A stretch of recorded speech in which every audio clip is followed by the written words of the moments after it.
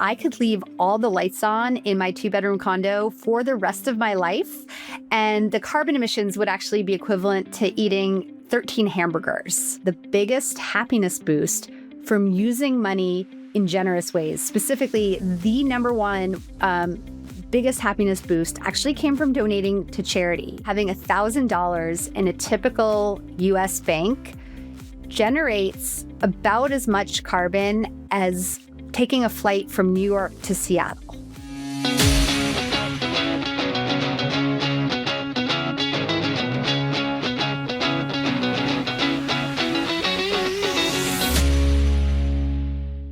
Welcome back to The Long-Term Investor. I'm very excited to have with me Dr. Elizabeth Dunn. Liz, thanks so much for joining the show.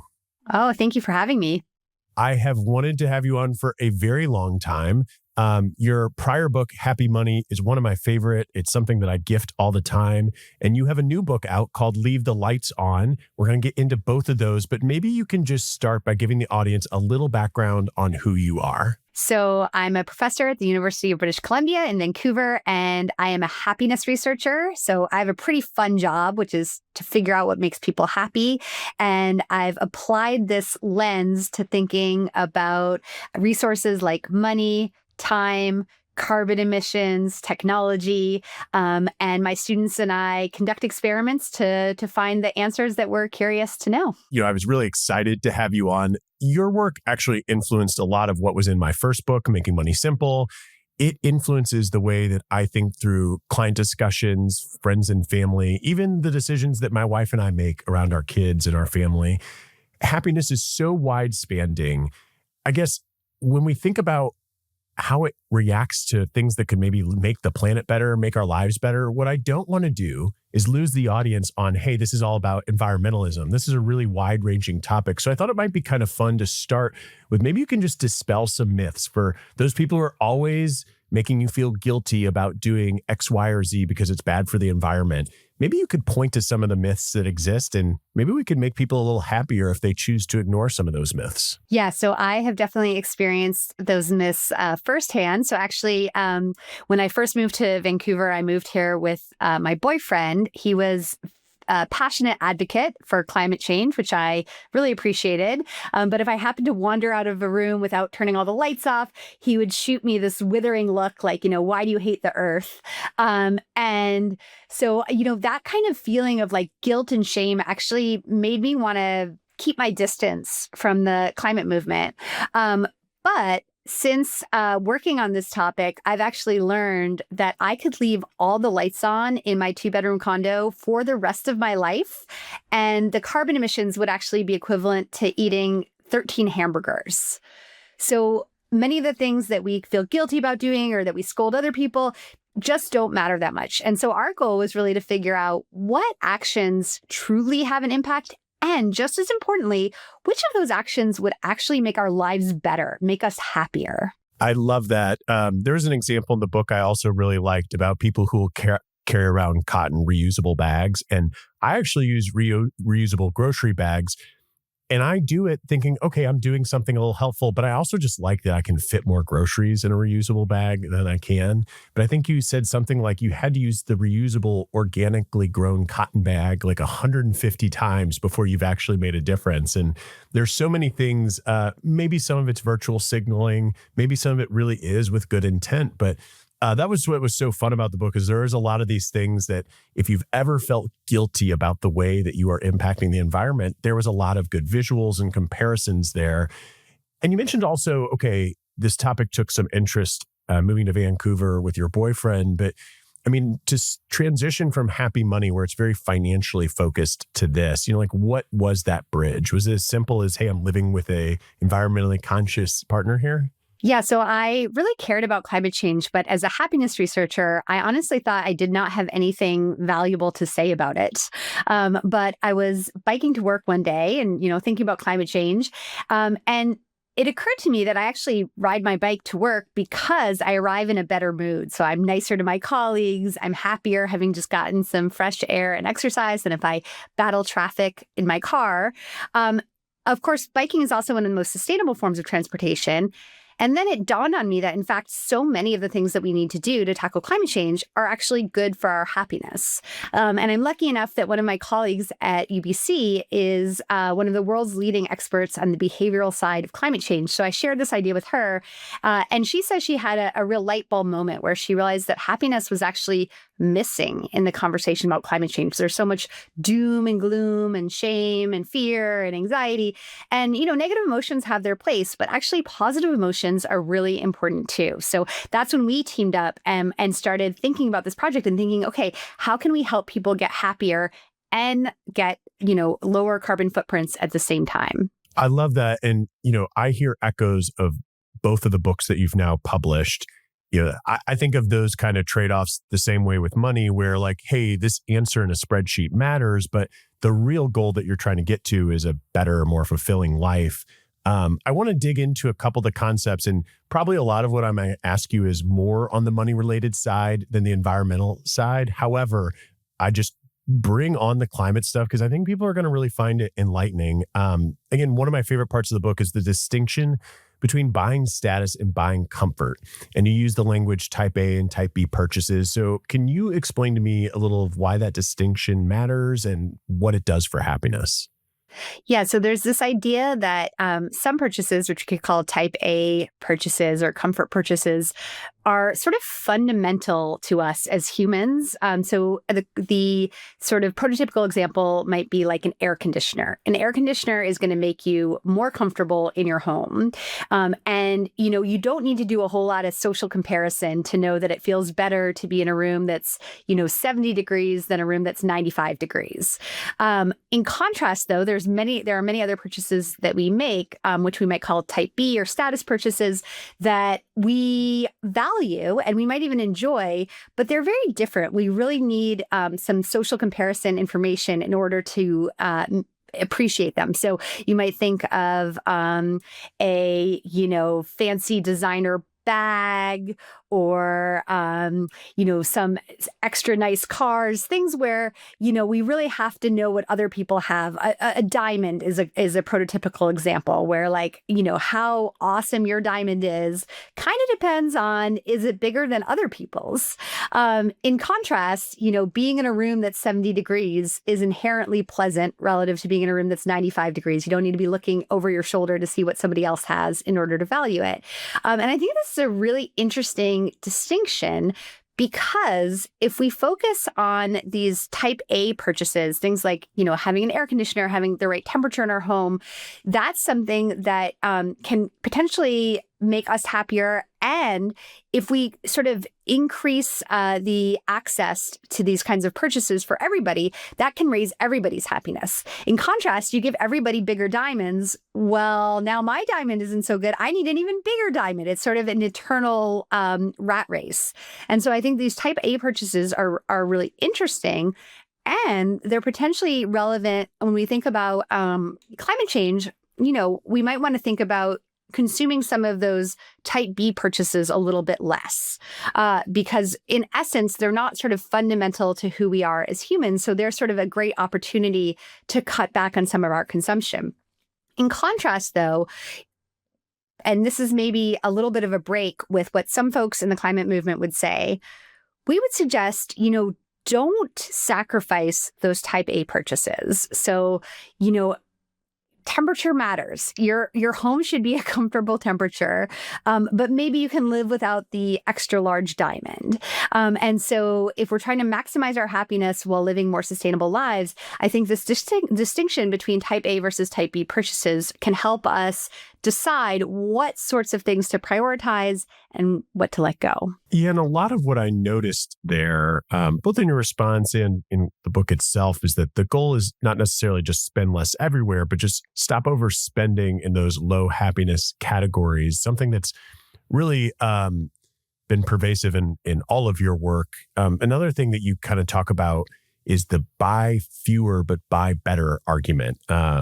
As somebody who has a closet full of clothes and doesn't really know what to do with them, I'll tell you, I was reading through the chapter, I'm like, I really should do this. Maybe share some of the thoughts that you have on that space.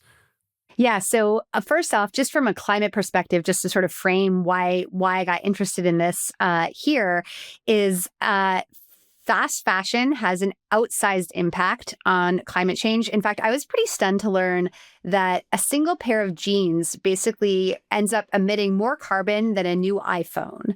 So the clothing decisions that we make are really consequential. Again, though, I'm a happiness researcher. I want people to enjoy the things that they buy. But there's a really great opportunity here to buy less, but buy better by buying high quality things, but not too much of them. So really thinking carefully about the wardrobe that you want to have, having those, some people call it a capsule wardrobe, like some key pieces that go well with other things.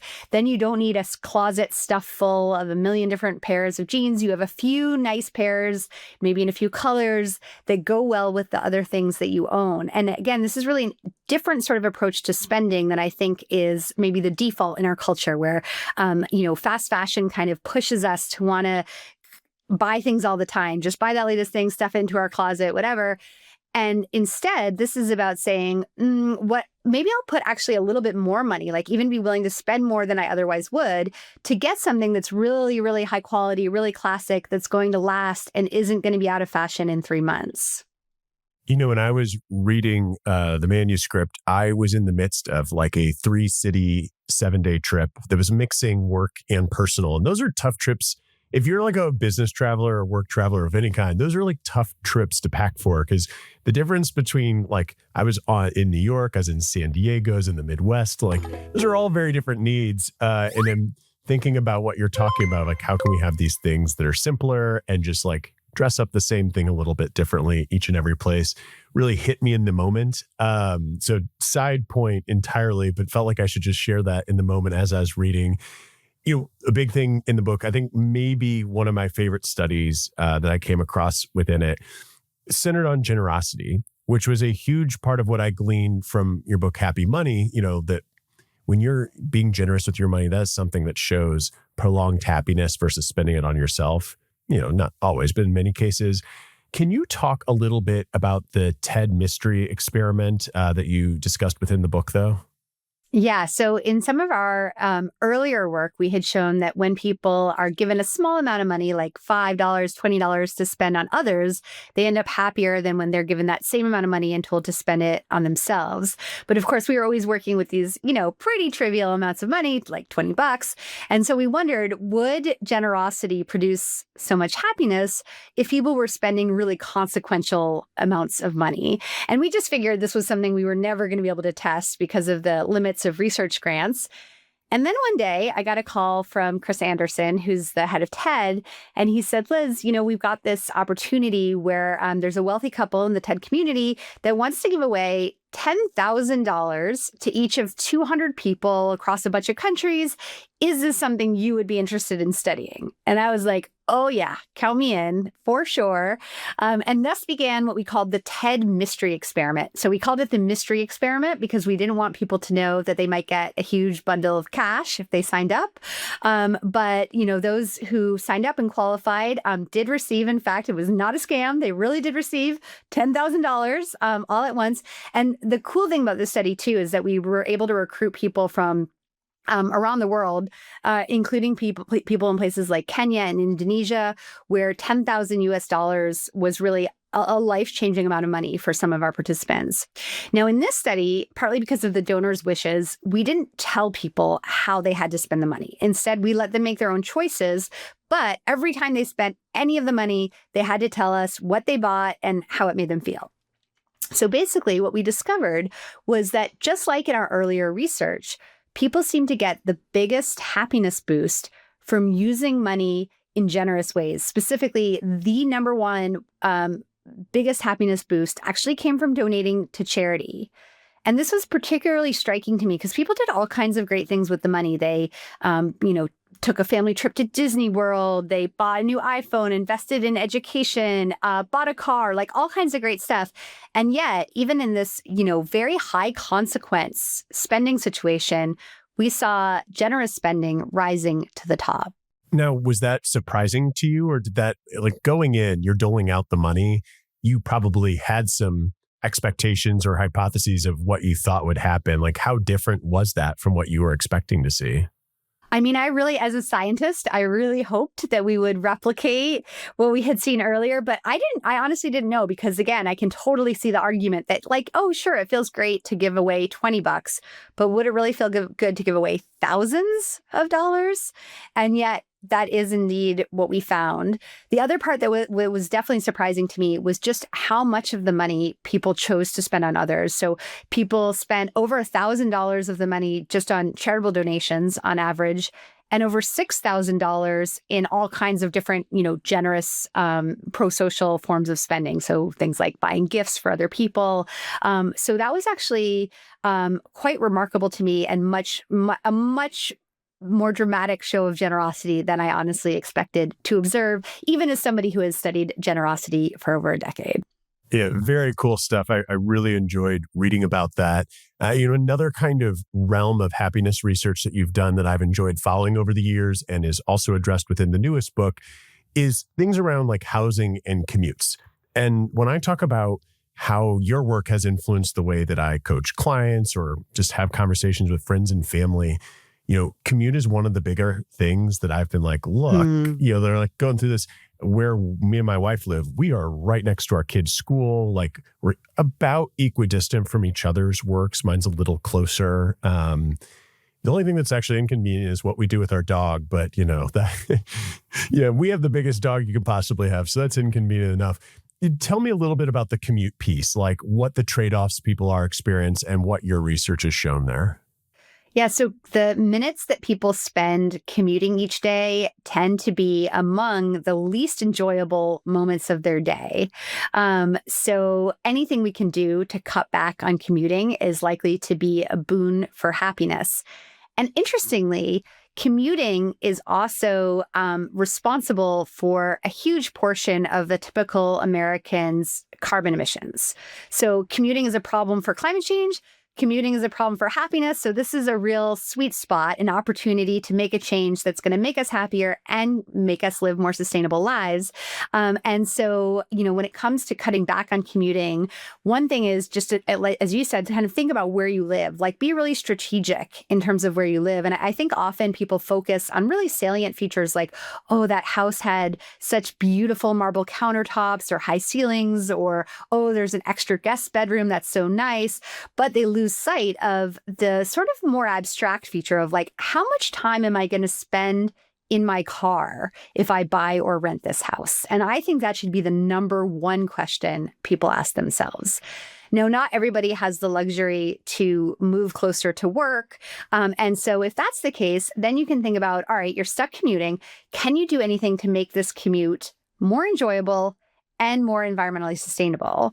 And there, if you have the option to bike. So I feel very fortunate in Vancouver. We have great bike lanes. It's very safe and, feasible to bike. And so biking seems to be a real sweet spot.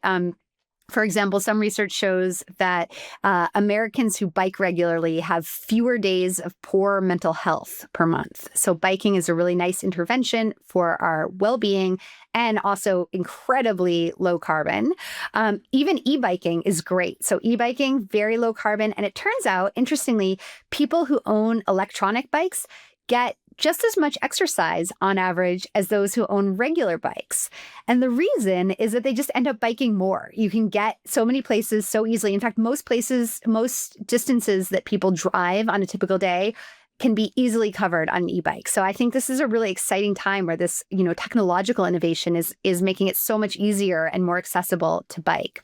So biking's great. If you can't bike, like let's say you're stuck driving, then I would say, the good old-fashioned carpool, I believe, is very underrated. So we know commuting tends to be this unhappy time of day, but socializing tends to be one of the most enjoyable activities in most people's day. So if you can actually find a way to carpool, maybe with, a friend or family member who you're not getting enough time with, or just somebody like you can get matched with through an app, who might live in your area and have a similar kind of commute. And then you kind of get to know this person, and suddenly your time spent alone in the car is time that you get to catch up with somebody and have an interesting conversation. Well, Liz, if our CFO is listening to this conversation, he is my neighbor, and we have only carpooled maybe once or twice in the 12 years I've been at PlanCorp. So we are not following along with the research. What I am following along with the research is that I work from home a lot. And, pre-pandemic, working remotely was not an option for everybody, and not necessarily an option for everybody today, but certainly more prevalent. And nothing I'd have to think it's much better to work from home than commuting, but it seemed like the research was a little bit more nuanced. Can you talk about that some? Yeah, I find the work from home research super interesting. I mean, so first off, just to sort of set the stage, if you could work remotely 100% of the time, that would dramatically cut your carbon emissions relative to driving to work every day. So that's a huge potential opportunity. And ideally, it gives you so much time back that it can increase your feelings of time affluence, of feeling like you have enough time to do the things that are important to you, which should lift happiness. So remote work has this sort of really strong potential to increase both happiness and increase sustainability. But it does seem to be a problem, which is that there's some evidence, and many people may have experienced this firsthand. There's some evidence that when people work remotely all the time, they end up feeling a bit lonely and isolated, particularly if they, maybe live alone, they're spending all day alone, perhaps interacting with their colleagues, over Zoom, but it isn't the same. And so interestingly, what the conclusion we're seeing kind of emerge from various studies is that perhaps there's a kind of sweet spot of working from home kind of 2 or 3 days a week and going into the office on those other days. So you're still going to really cut your carbon by not going into work every single day. You're going to lift your time affluence, but you're still getting that feeling of connection that comes from actually being with our colleagues in person. Now, when people, especially leaders, are thinking about applying this advice, I think it's so important to think carefully about the goals you're trying to achieve. So nobody should have to commute for an hour to then sit in a cubicle on Zoom for 8 hours. It just makes no sense.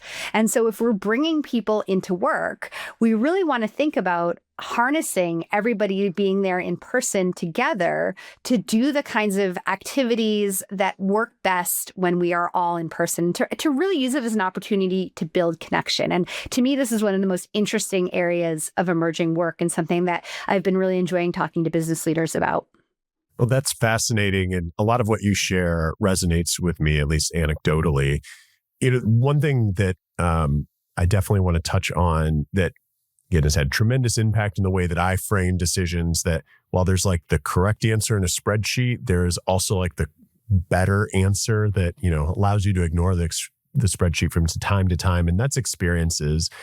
I feel like the millennial generation as a whole has really leaned into this idea that like experiences over just normal expenses can create a lot more happiness. I would love for you to just touch on that research broadly first before like narrowing down, travel is one of the biggest ways that people will look towards the experience category. When you write a book on climate impact, it can kind of complicate things, but maybe you can paint some broad strokes background on the research on why experiences drive greater happiness. And then maybe you can narrow the focus on travel specifically and what you shared within the book.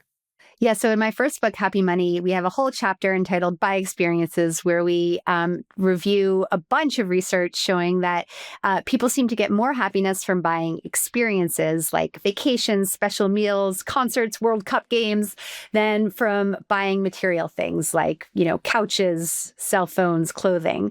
And this is certainly a mantra that I live by. I definitely invest in buying experiences. I just paid the unbelievable amount of money to take my 13-year-old son to a World Cup game. Awesome. But it was hard to justify in a way, but also so amazing. And I'm so glad we did it. And really, he loves soccer. He lives for it. So it was a very special experience for us to share together, and something we'll always remember, I think, much more so than if I bought him, the other things that he would be interested in having, the material things. So I'm a big believer in buying experiences.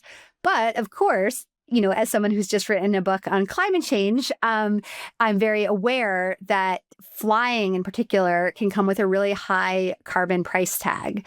Now, that said, I, again, am a happiness researcher, and I don't want to suggest people shouldn't go on vacation. But I do think there's a really interesting opportunity here to have very enjoyable vacations that don't cost a lot of money and don't emit a lot of carbon. And so that's what I really dug into in researching this new book. So one of my favorite studies on this topic was actually done by a Dutch researcher who went around to various kinds of tourist attractions, surveying tourists. And what he wanted to do was figure out what kinds of like tourist activities made people the happiest. So was it eating or shopping or going to a museum? You know, what really made tourists feel happy? And at first glance, what his results suggest is it kind of doesn't matter. Like when you're being a tourist, you're sort of having a good time and the eating's fun, the shopping's fun, the museum's fun. It's all great.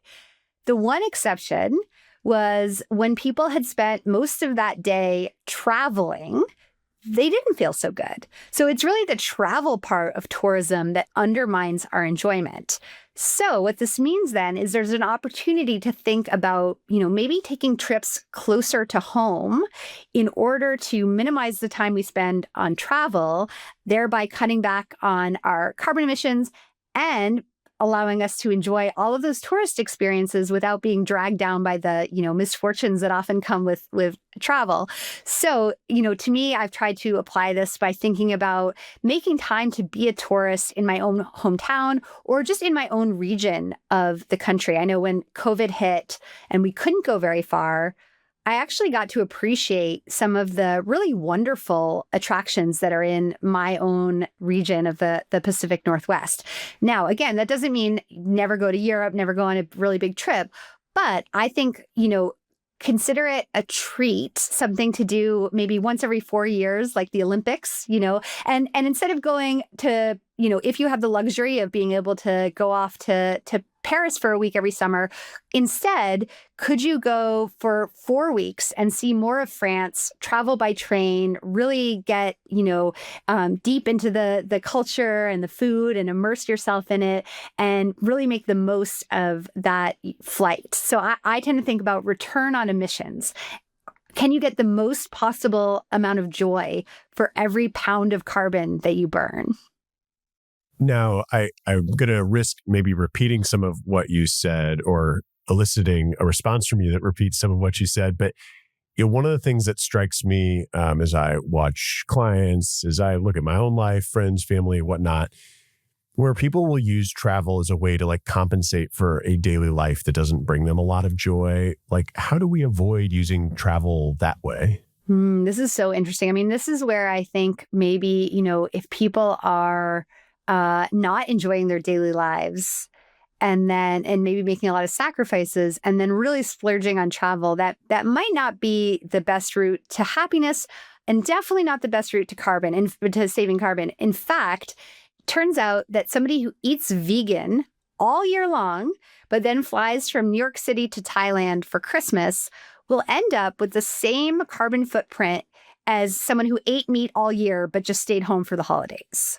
So I would say investing in some of those, you know, daily life pleasures rather than trying to like stick all your money and all your hope for happiness into that massive trip at the end of the year.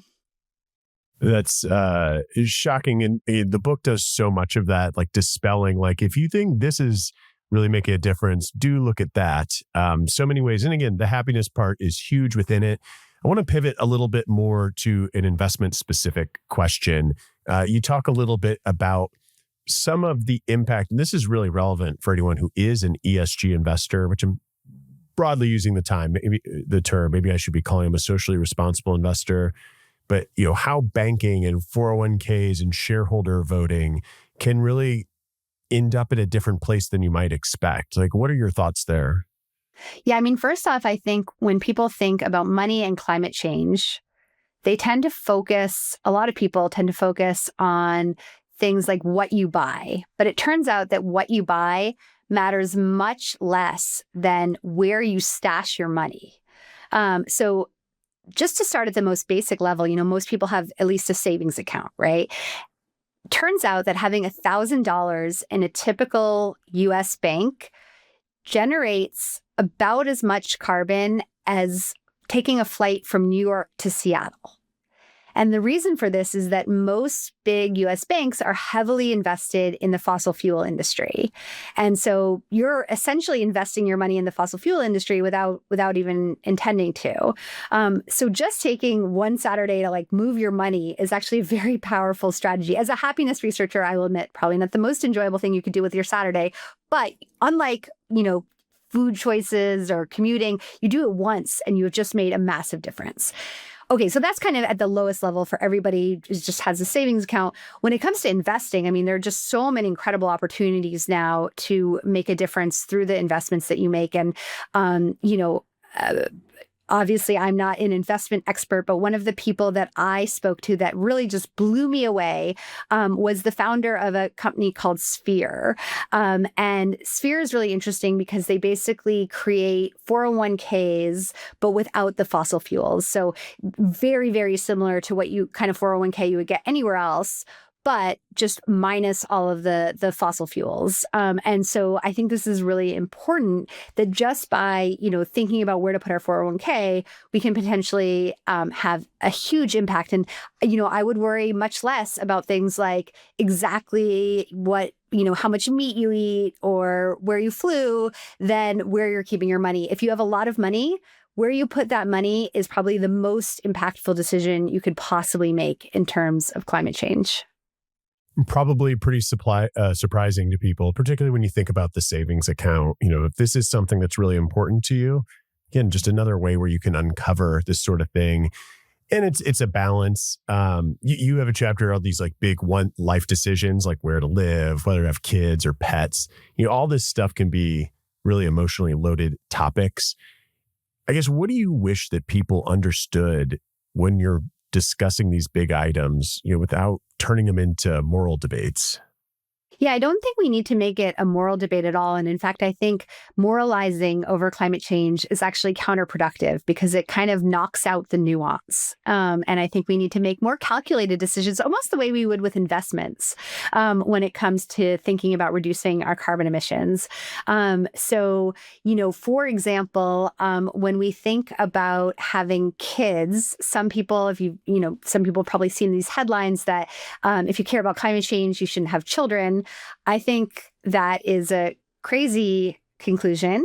After all, we want our species to survive, so we need to have kids.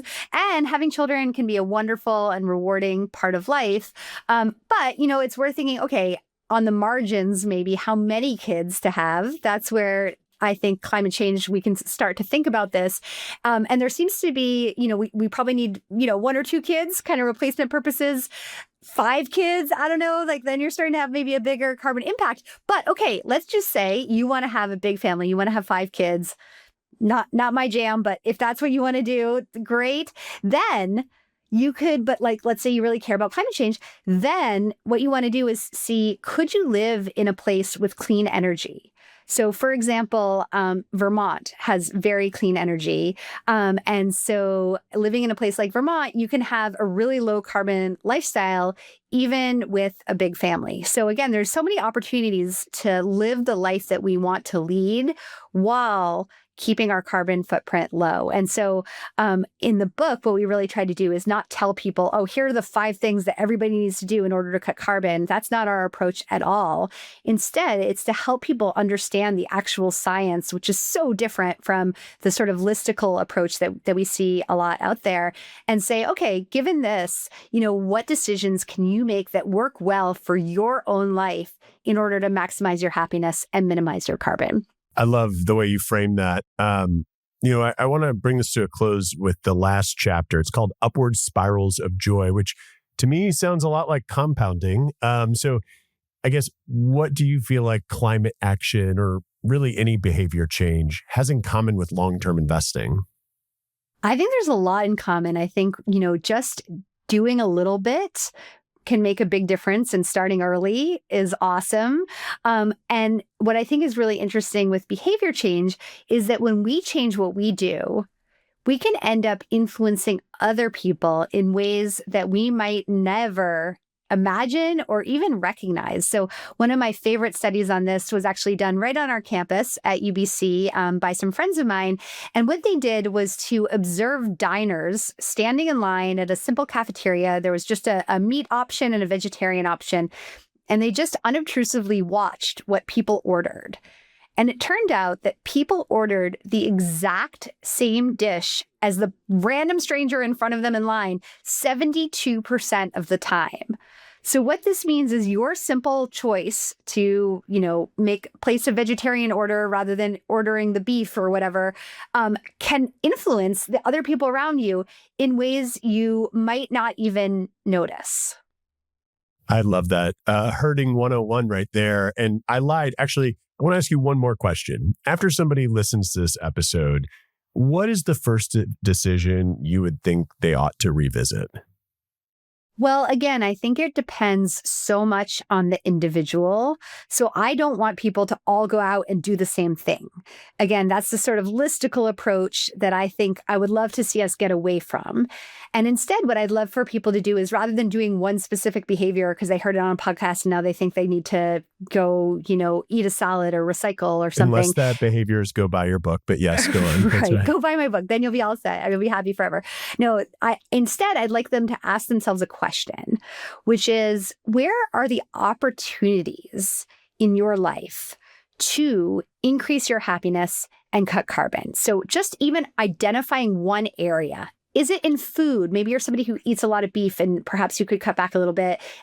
Or is it in your commute? Like maybe you have a long commute that you could potentially rethink. Or is it about remote work? Is it about the vacations that you have coming up? Or maybe something more along the lines of voting and civic action. And again, just starting with an area and thinking, where do I want to do that makeover? And again, our book is organized around each of these domains of life. So people don't even have to, I know reading a whole book these days is a lot for people. So we've intentionally designed it so people can just skip to the chapter that works for their own life. I think with this podcast, they've had enough of an introduction to this sort of big idea, which is, hey, we can actually enhance our happiness while cutting down on carbon.